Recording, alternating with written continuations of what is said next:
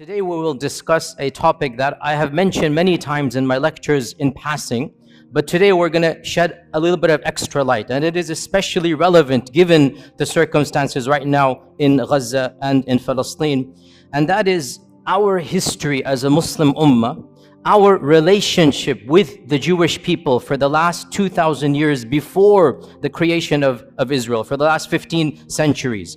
Because the fact of the matter is that it is truly sad in light of our contributions to the survival and the flourishing of these demographics that they seem to ignore and neglect all of these centuries of positive interactions. Because the fact of the matter, once again, Christian Europe treated this demographics in a very different way than we did. And multiple times in history, the Muslim ummah and the Muslim civilization played a vital role in protecting hundreds of thousands of persecuted Jewish people. So we need to be aware of this, and we need to know our own history. And again, only so much can be said for the history of 15 centuries. But as you're roughly aware, we went over this in detail this earlier part in a number of lectures.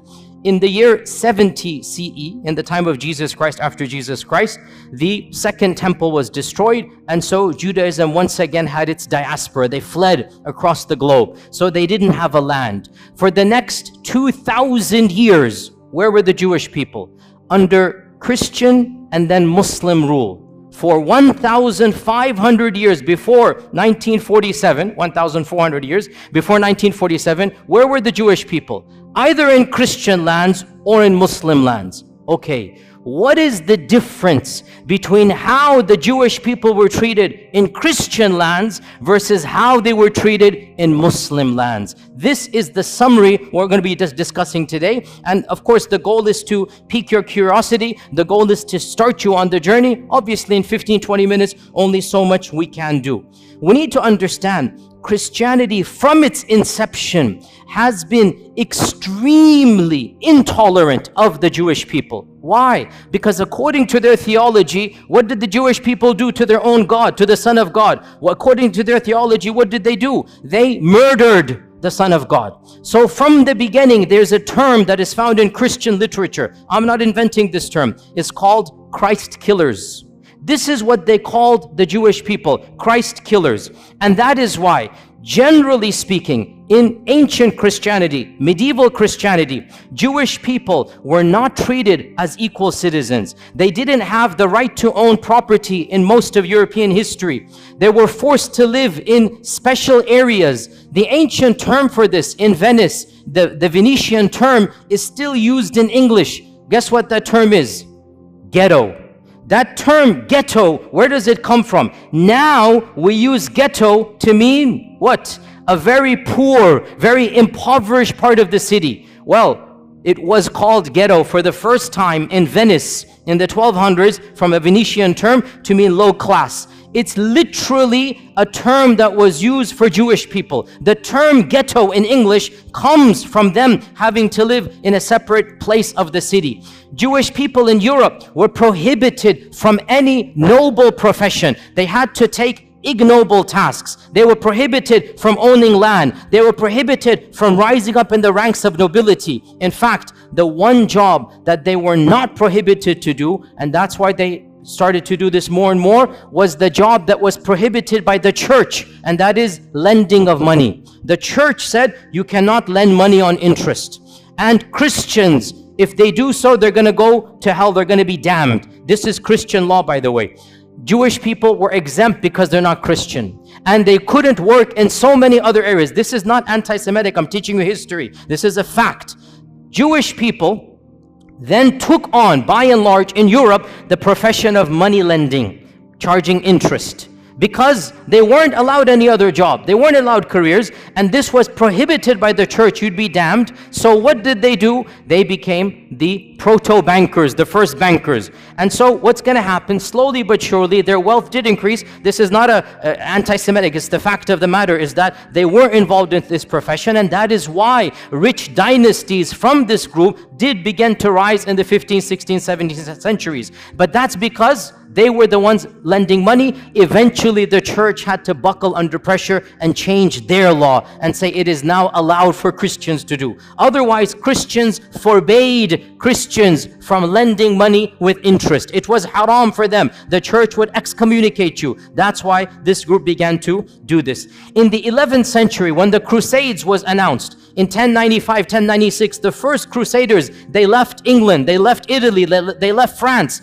and they made their way to Jerusalem, wanting to free, quote-unquote, Jerusalem from Muslim lands. Do you know what happened before they reached Jerusalem? They started massacring Jewish people. Where? In Europe. Why? What has that got to do with Jerusalem? They began to reason, if we're going to go to Jerusalem where Jesus walked, we should avenge his death before we get there. And so, thousands, this is the first time where pogroms happened against Jewish people. Entire cities in Europe, entire cities in Germany, this is in 1096, 1097, entire cities were decimated from their Jewish populations. It is really pathetic what the Christians did. The women and children ran to the synagogues begging for freedom, and they burnt the synagogue with babies in it. They burnt it. Who? The Christians. Why? Because these are Christ killers. I say this because you need to know, where is this anger? Where is this anti-Semitic coming from? It's coming from Europe. We Muslims had nothing to do with any of this hatred. And you need to know the irony of how we can be accused when in reality this notion of anti-Semitism comes straight from Europe. In the year 1215, the church gave a decree that Jewish people could not live like normal citizens in any Christian land. They had to wear a different clothing. They had to live in different places of the city. They had to have specific professions. This is the Vatican. This is the church normalizing the discrimination of Judaism. This is in 1215. Don't be surprised in a few decades, 1290, King Edward of England said, I don't want any of these people in my kingdom. So he made a decree to expel every single member of the Jewish faith from England. For 400 years, there were no Jewish people in England.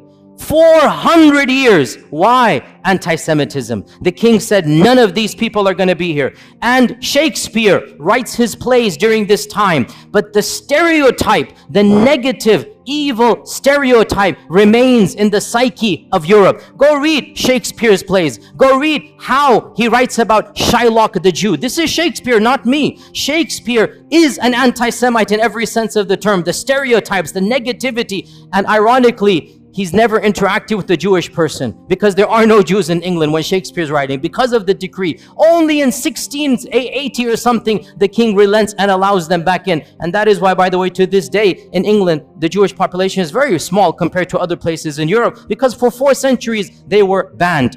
And one of the worst manifestations of anti-Semitism took place in Andalusia, but not under us. When Ferdinand and Isabella Reconquista, when they conquered Granada, the Muslim land, when they conquered Granada, the first decree, less than 1 week or 1 month after they took power, 1492, they made the decree. It's called the Decree of Al-Hamra because it was in the Hamra Palace. There shall be no Jewish people living in Andalusia. Hundreds of thousands of Jewish people were forced to convert to Christianity or were sent into exile. The entire population of Iberian Spain, and there were, we don't know, 300,000-400,000, 500,000 Jewish people, they were either forced to convert under torture or they had to flee for their lives. And this is one of the worst manifestations. Now you get to Hitler in the 1930s and 1940s, which is of course the worst anti-Semitic outburst in all of human history. And this needs to be said bluntly. Hitler did not come in a vacuum. Hitler is tapping into mainstream Christian notions of anti-Semitism. The term anti-Semite, the birth of anti-Semite, the notions of anti-Semite, it has nothing to do with Arabs and Muslims. It is European and Christian through and through, 100%. Even the term is invented by the Christians and used by the Christians. This is just a summary of Christian lands. Let's move on to Muslim lands. Subhanallah, wherever Muslims went and there were Jewish people, the Jewish people faced a type of flourishing. They were given a type of protection they could never find in Christian lands. And when Muslims conquered what is currently Iraq, what is currently Iran, Iraq had a large population of Jews in Baghdad from the time of the first expulsion, not even the second, from 500 BC, because the largest group of Jews from the first expulsion, they went to Iraq. So Muslims found large groups of Jews in Iraq. In Iran, Isfahan, hundreds of thousands of Jewish people, again from the first and second expulsion. And the Muslims came and found them, and they gave them protection under the treaty of Umar ibn al-Khattab. Jerusalem, when Umar ibn al-Khattab marched into Jerusalem, guess how many Jewish people were there? 0. Guess how many synagogues? 0. Jews were not allowed to worship in Jerusalem under the Christians. Guess who gave them the freedom to build the first synagogue after the collapse of the temple? It was none other than Umar ibn al-Khattab radiyallahu anhu. Umar ibn al-Khattab, acting upon Islamic commandments, acting upon prophetic guidelines. Jews and Christians are Ahli Kitab. They have the right to live freely. They have the right to worship. They have the right to build their synagogues and whatnot. Now, modern liberals come along and they say, oh, the conditions of Umar al-Khattab are second-class citizenship. I'm not going to claim that Umar radiallahu anhu's condition is the same as secular America. It's not. But we're not comparing Umar ibn al-Khattab to secular America. Secular America is a different notion where religion plays no role. In the Islamic scheme of things, religion plays a vital role. So if you're a Muslim, yes, you get perks and privileges, no doubt about that. And if you're Ahl Kitab, there's certain things. For example, you cannot convert people to your faith. For example, the synagogue minaret, or the temple in the synagogue cannot be higher than the minaret of the mosque. I agree, these are conditions, but we're not comparing Umar ibn al-Khattab to modern liberalism. We're comparing Umar ibn al-Khattab to the rest of the world. The fact of the matter, never once in all of Islamic history was there a policy to kill all Jews. Was there a policy to persecute all Jews? Was there a policy to expel all Jews? So Umar ibn al-Khattab radiyallahu anhu allowed the Jewish people to come back into Jerusalem. This is the first time they could come back and build the first synagogue under the Khulafa al-Rashidun. And the rest, as they say, is history. That in Baghdad, when the Abbasids made their Baytul Hikmah, the famous house of wisdom, they hired the most competent translators regardless of their background. And because Muslim people weren't studying ancient Greek and whatnot, some of the best translators were from a Jewish background, because they're the ones studying ancient Greek, ancient Latin. And so Baytul Hikmah hired the top Jewish minds to be in charge of the House of Wisdom. And when the Fatimids and when the Umayyads of Spain instituted their own Baytul Hikmah, because they wanted to compete. There are 3 khilafas. They wanted to compete with one another. So they made their own institutes of publishing. They also hired the best and brightest minds, regardless of their background. Jews and Christians were at the top of this list. You have to understand why. Muslims weren't studying ancient Greek and whatnot. These civilizations were. So the Khulafa and the Sultans hired these people and gave them the best salary so that they can work with them. And one of the most interesting examples in our own history in Andalusia was under the Ta'ifa kingdom of Granada in around 1000, 1030 CE, like basically literally 1000 years ago, the prime minister of Granada, the Sultan was Muslim, the prime minister was a rabbi, and his name is Ismail ibn Ismail ibn Naghrilla. And he was a rabbi. He was a learned man. He rose in the ranks until he became the prime minister of Qurtuba. This is a Jewish person, and the people loved and respected him. The Muslim population loved and respected him. The books of history mention that when the Reconquista began, because Reconquista took 500 years, right? When it first began, Ibn Naghrilla, this Jewish vizier, was leading the Muslim army in jihad to defend Qurtuba against the Crusaders. Can you believe this? And because in those times everybody dressed up in a particular garb, they wore Quranic, talismans for the time. Ibn Naghrillah, it is said, wore the Quranic coat of armor, verses of the Quran, and he's leading the Muslims in actual jihad against the Christians who are invading against Qurtuba, and he defends and he wins and he protects Qurtuba. So this is the reality of Jewish life under the rule. Now, some people point out that 20 years later, a mini massacre occurs. And this, you have to be careful, sisters and brothers. When you read these types of things, do your research. Do your research. It is true. A mini massacre occurred against the Jews of Qurtuba. But why? I'll tell you why. You won't find this too often because people just want to say, oh, the Muslims rebelled and they massacred hundreds of Jewish people in Qurtuba. It's true. But I'll tell you the story. This guy, Ibn Naghrillah, he died and he was buried with honors. His son, 21 years old, was given the next viziership as an honor, that your father was the vizier, you become the vizier. His son is Yusuf ibn Naghrillah. Yusuf turned out to be a traitor. And the first thing he does, he writes a letter to the next kingdom. If you invade on such and such a date, I'll make sure you win over the kingdom. I'll distract the army and whatnot. But there's one condition, you must make me the ruler and I'll pay taxes to you. Okay? So this guy, Yusuf, he attempted a coup d'etat. And he got his people to support him. And obviously his people were of a Jewish background.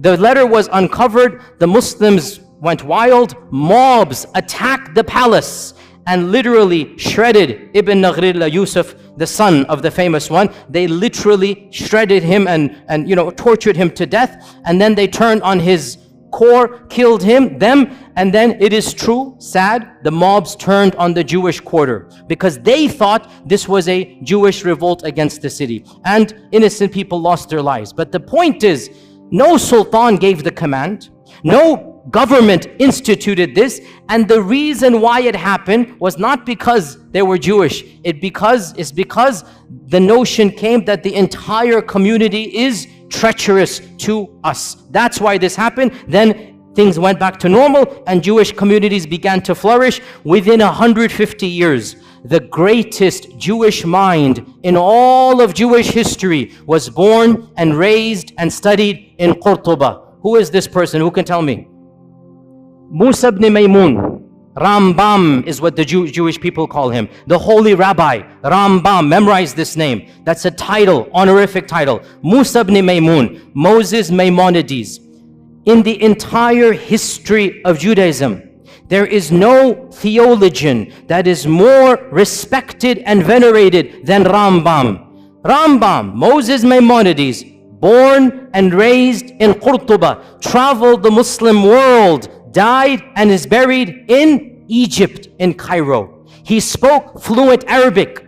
He went through the madrasa systems. In those days, if you wanted to study, you went to the madrasa, right? And the madrasa is religious. So you study the sciences along with Quran and tafsir and hadith and fiqh. So Musa ibn Maymun, as a Jewish student, was not just given the freedom, he excelled in his studies.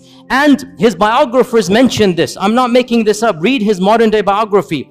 He lived like a Muslim, prayed like a Muslim, recited Quran like a Muslim. Nobody forced him. It was free. Andalusia, you could be who you are. But he was in such awe of Islam that some people say he secretly converted for a few years. Allahu A'lam. But he lived like a Muslim in the dorms. And there was no pressure because in Andalusia, there was a type of religious freedom that was not found anywhere in Europe. You could be a Christian, you could be a Jew, you could be a Zoroastrian, you could be a Muslim, and everybody lived freely in Andalusia. But Rambam decided to act like and memorize the Quran like a Muslim. Eventually, he goes back to his rabbi, profession, and he begins writing. Now, this deserves an entire lecture. I don't have time to get into there, but it is one of my areas that I love to read about because intellectual history is my area. Moses Maimonides, listen, I'll just summarize it. He took Islamic concepts and he Judaicized them. Mainstream Judaism is influenced by Moses Maimonides, and Moses Maimonides is influenced by Islamic thought. Now, this is not a conspiracy. Again, look this up. In fact, there's an entire entry in the Stanford Encyclopedia. I just saw this today to make sure that I can reference to you. The Stanford Encyclopedia Online, which is one of the most largest online encyclopedias. The Stanford Encyclopedia of Intellectual Thought has an entire article, The Islamic Influences on Moses Maimonides. And of them, his proofs for the existence of God, his concept of God is coming straight out of Al-Farabi Al-Kindi. His notion of prophethood and what is prophethood. His notion of even theology. Pause here, footnote. Sounds strange, I know. But Judaism, by and large, did not concentrate, did not care about belief. Judaism cared about what? What? Law. Judaism cared about how you act. It had almost nothing to do with Aqidah. That's why they don't have any book on Aqidah. The first book of Jewish theology, who wrote it? Rambam. The first book. And you read this book, and you are reading Al-Farabi, Al-Kindi. You are reading Islamic Mu'tazili thought. His conception of God, of the attributes, of Qadar, his conception of prophethood, it is coming straight out of his madrasa training. And this is now mainstream Jewish belief. I'm not making this up. This is well known. Mainstream Jewish theology is coming straight out of Andalusian madrasa. He just changed it, made it a little bit. And he wrote a creed. To this day, the righteous or the observant Jewish people, the first thing they do when they wake up, they read Moses Maimonides' one-page creed. And it begins, Ana mu'minu, I believe in, just like Aqidah Tahawiyah, just like other Aqidas, it literally begins, I believe in, and there's 13 points. I believe in God, there is one, la sharika la type of stuff, literally coming out of Islamic thought. He has no partner, cannot be described in this and that, literally goes through, and it goes all the way, and I believe in resurrection, I believe in the Messiah that's going to come, one of the 13 points, I believe in the Messiah.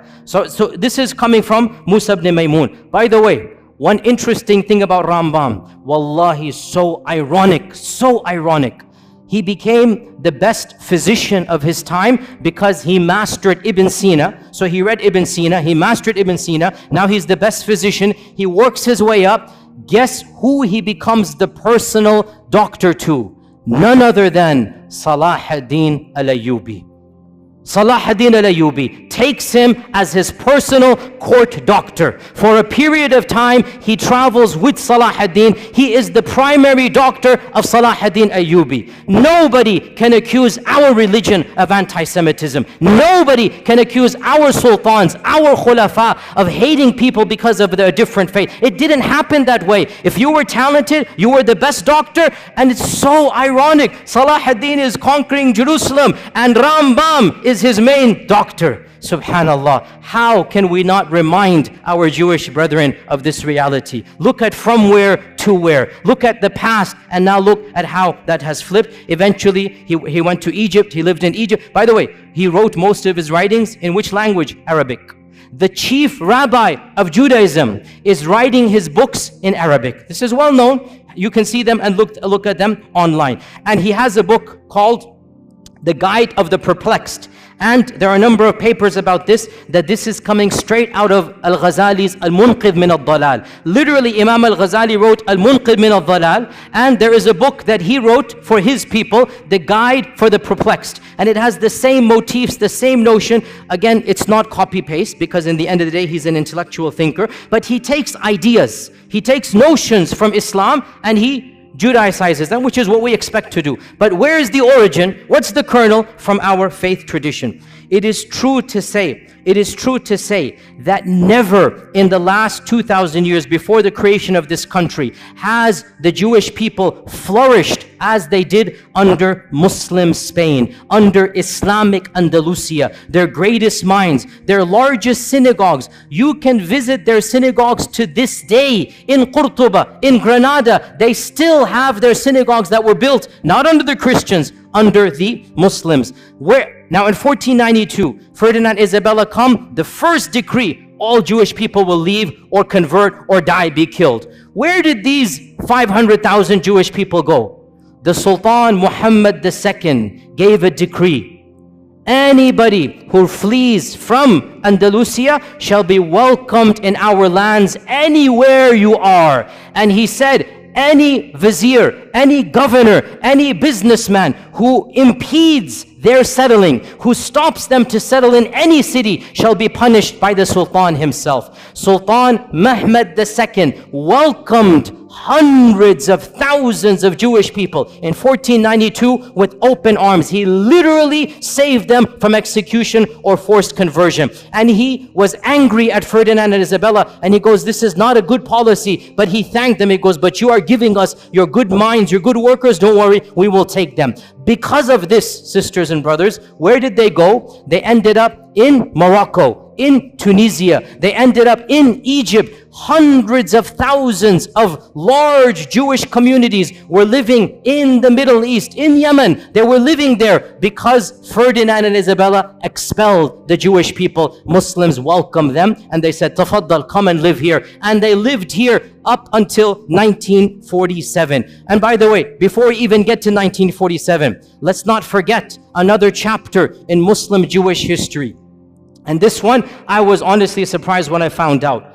Under Nazi rule, when you're all aware what Hitler did, he made a policy, all the people of that background shall be exterminated. The most inhumane, barbaric policy in the entire history against the Jewish people was Hitler. He literally exterminated them by, gas chambers and whatnot. Guess who intervened where possible? In multiple countries, Muslims, sometimes at risk to their own lives, stood up and protected Jewish people. And wallahi, brothers and sisters, I say to you honestly, I have visited Auschwitz and Dachau. I have studied this chapter in history. Wallahi, I swear to you, if I were alive at that point in time, I would hope to Allah that I have the courage and bravery to stand up against the tyranny of Hitler and to protect innocent women and children. The way they were brutalized, the way they were rounded up and just killed for no reason.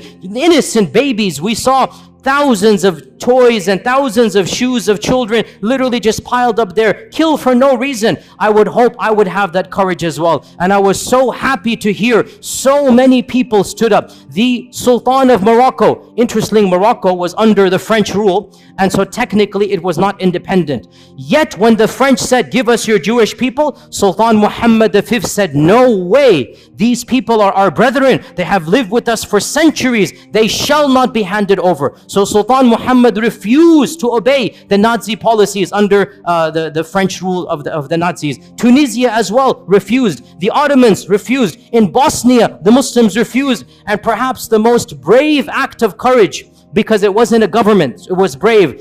In France, the Muslims who were under the Nazi occupation. So the Nazis, if you remember your history, they invaded France and they took it over. So you have Nazi rule in France for a few years. You literally had Nazis ruling France before the liberation in 1947. So Nazis are in control. Muslims were allowed to live as second-class citizens. The Imam of the Masjid, Bul Qadir, the Imam of the Masjid, the Grand Mosque of Paris, I visited it. It's a very beautiful masjid built in the 1930s. It's still standing to this day. It's a beautiful, iconic masjid in Europe. The Imam of the Masjid gave a secret talk to the Muslims, and he encouraged the Muslims, if you know any Jewish friends of yours, bring them in. We will protect them in our mosque. The basement of the masjid became a home for the Jews under Nazi rule in France. And this was engineered by the Imam, the Sheikh.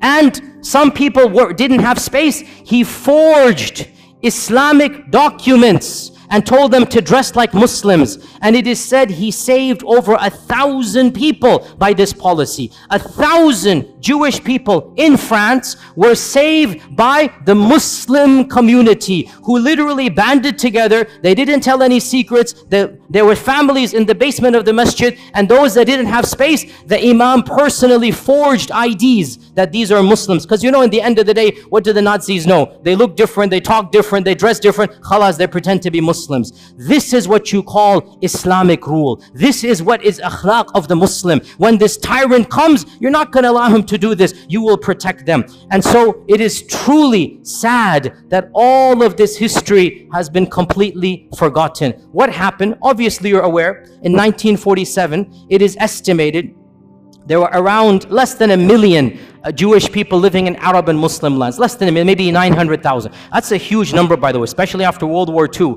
After World War II, you had more Jewish people across the Middle East and Arab lands than anywhere in Europe, right? So almost 1 million living in Yemen, in Cairo, in Iran, in Morocco. These are all people of Jewish background. What happens in 1947? The country of Israel is formed, and they make a call, a plea, that if you come here, you will be given perks and land. If you come here, you will be given a better economic status. And so majority of them migrated. Why did they migrate? Put yourself in their shoes. It's their land from their perspective, obviously. They're getting their own people. They're getting a citizenship. They're getting land. They feel it's going to be safer for them. Some of them believe in Zionism. And yes, I'm not going to deny, because of the atrocities in 1947 and the massacres against Arabs, it is true, in a number of Muslim lands, for the first time in history, these types of sentiments that we now are familiar with began to develop against the Jewish population. I'm not going to deny this. But why did it happen? Because of politics of Israel. Not because they were Jews, because Israel massacred thousands, hundreds of thousands of Muslims, expelled hundreds of thousands of Arabs. Well then, there's going to be a feeling of sentiment. Why are you guys doing here? Go where you belong and whatnot. So all of this put together in the next 5 to 10 years, from 900,000 Jews in Arab and Muslim lands, currently it is estimated there are less than 15,000 across all lands. 200 here, 500 here, all of them have come to Israel. But one final point, and with this we conclude. Subhanallah, this is something you need to know, O Muslims. This division of living under Muslim, living under Christian, it had and has and continues to have a profound impact on the demographics of the country of Israel. Judaism is divided into multiple groups. The three most important groups: number one, Ashkenazi; number two, Sephardim; number three, Mizrahi. These three divisions go back to whether they were living under Europe or under Muslim rule. And the most Europeanized Jewish people are the Ashkenazis. These are the ones, they never lived under Muslim lands. These are the ones, they have a different cultural background. They're more European. Generally, they're more secular. Generally, they're the ones in charge. Generally, they're socioeconomically privileged, and they're the governments ever since the founding of Israel. Sephardim are those Jewish people that were kicked out of Andalusia. And Mizrahi are the Jewish people who lived in Arab lands, Yemen, Iran, other places for many millennia. They are the smallest. Generally, Sephardim and Mizrahi are more pious. They're more orthodox. They're more religious. They're more believing in God. And a lot of you don't know this. In Israel, they are treated like second-class citizens. In Israel, because they can tell by your looks, they can tell by your name, they can tell by your culture. The Ashkenazis, who have a white skin color, are the superior class. And of course, there's even a lower category, the Falasha, which are coming from Ethiopia, and you should see how they are treated in Israel. They are the lowest of the low. But above them are the Mizrahis, and above them are the Sephardim. Sephardim and Mizrahis, they are ghettoized in Israel. In the 40s and 50s, they were not given the land they were promised. They were not given the perks that the Ashkenazis were given to. They were not given government positions. And this caused, I'm not joking, you can look this up, in the 60s and 70s, political parties, some of them semi-violent, from the Sephardim, from the Mizrahi, were formed to fight against whom? Against whom? The Arabs? No, Ashkenazis. To fight for their rights. And these days there is a massive party in Israel called the Shas Party, S-H-A-A-S, the Shas Party. It is the fourth or the fifth largest party. It is a party that was founded to protect the rights of the Arab Jews, i.e. the Sephardim and the Mizrahi Jews, so that they have equal rights as the Ashkenazis. You have to realize racism is rampant in that group of people, even amongst their own. Any Jewish person who lived in Muslim lands, who spoke Arabic, who comes from an Arabic culture, is not treated with the same respect as the Europeans. And this is well known, open secret. Go look it up. Go do your research in this regard. So this is one point. And then I want to conclude on this point, sisters and brothers, and that is that we are not mentioning this. Wallahi, we are not mentioning this to remind them of a debt they owe us. No. We did this because Allah told us to do it, not because of them. We did this because our Prophet ﷺ taught us this is how we treat minorities. We would do it all over again. But we just want to show the world this is Islamic law. This is Islamic Sharia. The freedoms that they had, the intellectual, curiosities, the books that they produced, they couldn't produce a fraction of them in Europe in medieval times. And that is what we give to the world. It is truly sad. And we don't say this as a debt or a favor. We're just pointing out the facts. It is truly sad that the same descendants of those whom we saved, those who were given refuge with us, they have flipped the script and they are doing what Hitler did to them, they are doing to the very people who protected them. And we just say this as a historical fact and record. Otherwise, we complain to Allah and Allah alone. These are facts we should all know, and we are proud as Muslims of our history, and we're proud of our Sharia, and there's nothing to be ashamed of. Alhamdulillah, thumma alhamdulillah. And inshallah we'll continue in the same vein. Jazakumullah khair. Assalamu alaikum wa rahmatullahi wa barakatuh.